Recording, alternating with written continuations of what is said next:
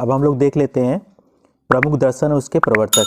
ये सब इम्पॉर्टेंट हैं, एग्जाम वन डे एग्जाम में बहुत ज़्यादा पूछे जाते हैं। जैसे न्याय दर्शन है, तो न्याय दर्शन के प्रवर्तक कौन थे? आचार्य गौतम थे। ठीक है। पूर्व मीमांसा के कौन से थे? जैमिनी थे। ठीक। योग के पतंजलि, आप पता होगा पतंजलि प्रोडक्ट आजकल आ रहे हैं, तो ये बेसिकली हमारे पुराने समय के पतंजलि जो थे योग गुरु थे, उन्हीं के नाम पे ये पतंजलि जो है प्रोडक्ट और ये सब चीज़ें आ रही हैं। ठीक है। सांख्य दर्शन के कौन थे? कपिल मुनि थे। ठीक है। उसके बाद वैशेषिक के कौन से? कणाद और उलूक। ठीक है। ये सब बहुत ही इंपॉर्टेंट फैक्ट हैं, ये सब पूछे जाते हैं एग्जाम में। उत्तर मीमांसा के कौन से थे? बादरायण। ठीक है। उसके बाद चारवाक के थे, चारवाकी थे। ठीक है। तो ये सब हमारे फैक्ट हैं, बहुत ही इंपॉर्टेंट। अब कुछ हम लोग देख लेते हैं संविधान सभा और उसके प्रमुख। ठीक है। संविधान सभा और प्रमुख समितियां और अध्यक्ष देख लेते हैं। ठीक। तो प्रारूप समिति जो थे उसके अध्यक्ष समेत जो थे 7 लोग थे। ठीक है। तो प्रारूप समिति के जो अध्यक्ष थे भीमराव अंबेडकर थे। तो यानी भीमराव अंबेडकर समेत जो थे 7 सदस्य थे, किसमें? संविधान सभा में। ठीक है। उसके बाद आ जाते हैं प्रांतीय संविधान समिति के जो अध्यक्ष थे वो सरदार वल्लभ भाई पटेल थे। उसके बाद आते हैं राष्ट्र ध्वज संबंधी तर्क समिति, ये थे डॉक्टर राजेंद्र प्रसाद। ठीक है। और उसके बाद संघ संविधान समिति के थे जवाहरलाल नेहरू, और राज्यों के समिति के भी जवाहरलाल नेहरू ही थे। ठीक है। उसके बाद आ जाते हैं मौलिक अधिकारों एवं अल्पसंख्यकों के परामर्श समिति के जो थे सरदार वल्लभ भाई पटेल थे। तो ये जो थे हमारी समितियां थीं, तो उसके अध्यक्ष ये जो है इम्पॉर्टेंट है, ये एग्जाम में पूछे जाते हैं। उसके बाद हम आ जाते हैं संविधान के प्रमुख भाग और उससे संबंधित विषय और अनुच्छेद। ठीक है। ये भी सब बहुत ही इंपॉर्टेंट है, एग्जाम में पूछे जाते हैं, तो आप लोग इसे जो है रट लीजिए, याद कर डालिए। अब हम आ जाते हैं भाग 1 की बात करते हैं। तो भाग 1 क्या संबंधित है? संघ और उसका राज्य क्षेत्र। ठीक है। ये किस किस अनुच्छेद से संबंधित है? 1 से लेके 4 तक, यानी 1 से लेके 4 तक संघ और उसका राज्य क्षेत्र जो है भाग 1 के अंतर्गत आता है। ठीक है। अब हम बात करते हैं भाग 2। तो भाग 2 क्या है? इसमें विषय क्या है? नागरिकता। ये किस किस अनुच्छेद में है? 5 से लेके 11 तक, यानी 5 to 11। ठीक। अब हम करते हैं भाग 3। भाग 3 की बात अगर करते हैं तो इसमें कौन कौन से? मौलिक अधिकार, ये 12 से लेकर 35। ठीक है। इसमें कितने अनुच्छेद हैं? 12 से लेके 35। ठीक। अब हम भाग 4 की बात करते हैं। तो भाग 4 में क्या है? राज्य के नीति निर्देशक तत्व, ये कौन कौन से अनुच्छेद आते हैं? 36 से लेके 51। ये सब बहुत ही इंपॉर्टेंट है, आप इसे अच्छी तरीके से लर्न कर लें। और 4A के अंतर्गत क्या आता है? मौलिक कर्तव्य आता है। ये जो है 51 का, और 5 उसमें भाग में कौन आता है? संघ, जो 52 से लेकर 151 तक है। ठीक है। अब 6 की बात करते हैं। भाग 6 जो है राज्य सरकारें के बारे में है। ये 152 से लेकर 237 तक है। उसकी बात करते हैं हम 9वें भाग की, ये पंचायतें से संबंधित है। 243 से लेकर 243 तक है। ठीक है। फिर 9 का जो है नगर पालिका से संबंधित है। ये 243 ता से लेकर 243 या छा तक है। ठीक है। तो ये चीज हो गया। अब हम 11 की बात करते हैं। भाग 11 में संघ और राज्यों के बीच संबंध को बताया गया है।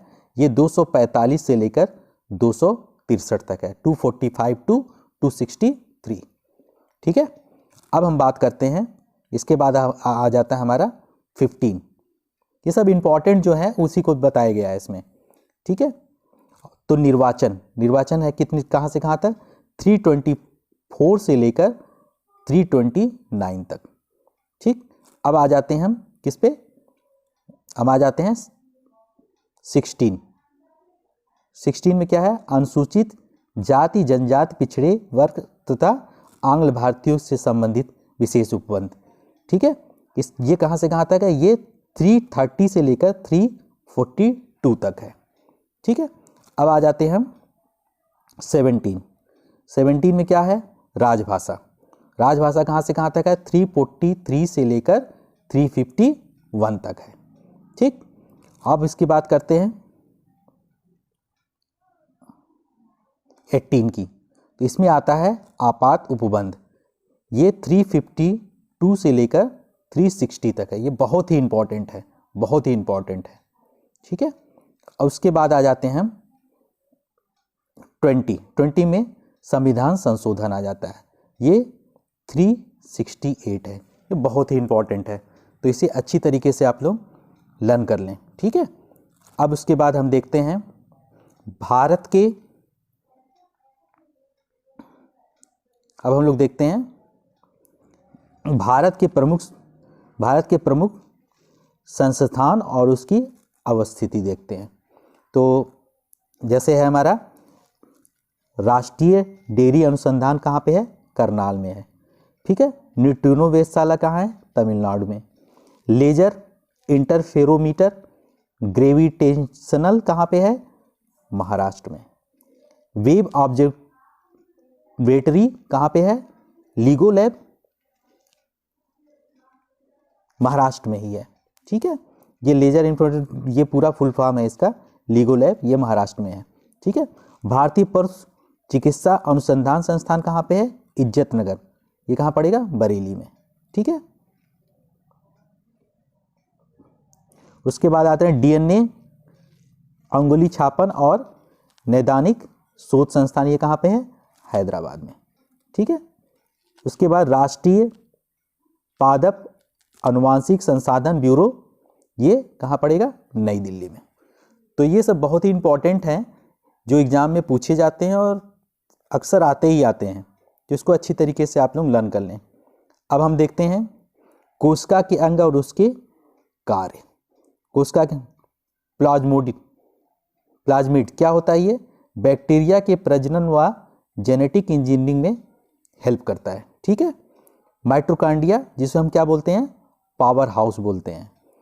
तो ये इसका यूज क्या होता है, एटीपी के निर्माण के द्वारा ऊर्जा उत्पादन और संचयन में। ठीक है, तो इसका यूज होता है। और जो क्लोरोप्लास्ट है, ये प्रकाश संश्लेषण में इसका प्रयोग किया जाता है, ये हरे रंग का होता है। उसके बाद राइबोसोम जो होता है वो प्रोटीन संश्लेषण में इंपॉर्टेंट होता है। केंद्रक का क्या काम होता है, कोशिका का नियंत्रण करता है। तो ये सब बहुत ही इंपॉर्टेंट फैक्ट हैं जो एग्जाम में पूछे जाते हैं। अब कुछ हम जनजातियों के बारे में देख लेते हैं और उनके निवास स्थान। ठीक है, जनजाति जैसे है फुलानी, फुलानी जनजाति क्या है, पश्चिमी अफ्रीका में है। ठीक है, उसके बाद नूबा, नूबा कहाँ है, सूडान में है। तो ये सब इंपॉर्टेंट है, इसको आप अच्छी तरीके से लर्न कर लें। बर्बर कहाँ पे है, Morocco. Inuit Canada, Semang Malaysia. ठीक है, Vedda Sri Lanka, Maori New Zealand, Maya's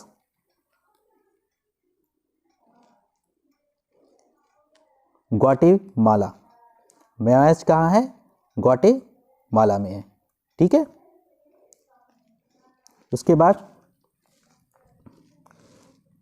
Kyrgyz मध्य Asia, Bushman Kalahari, Ainu Japan, बद्दू अरब, जुलू दक्षिण अफ्रीका, चेंचू केरल।